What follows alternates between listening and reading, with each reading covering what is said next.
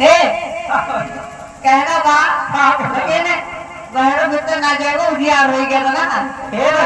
लौटी आओ 4 बजे उसके जाओ हम अपने टाइम पे कौन करेंगे बच्चे ए ना जाओ गुजरिया ए ना जाओ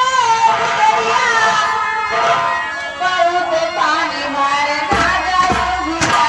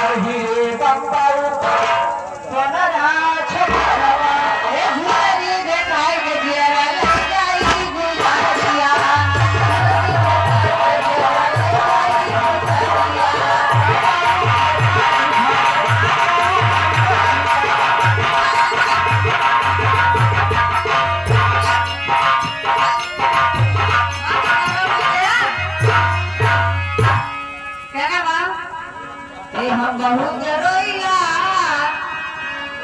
और दूरे जाए बढ़िया किसको मने बैठाया ये हम बहुत जरोइया बेलना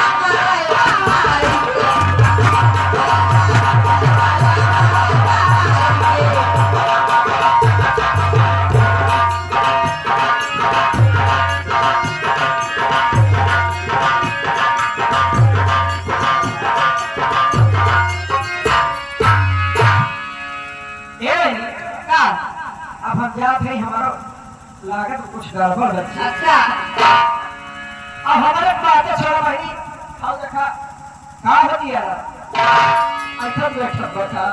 अरे हमरे सहयोग पूछे सहयोग मालिक है हमारे सहयोग मालिक को बैठा एक हाँ है हाँ है आया नहीं सही है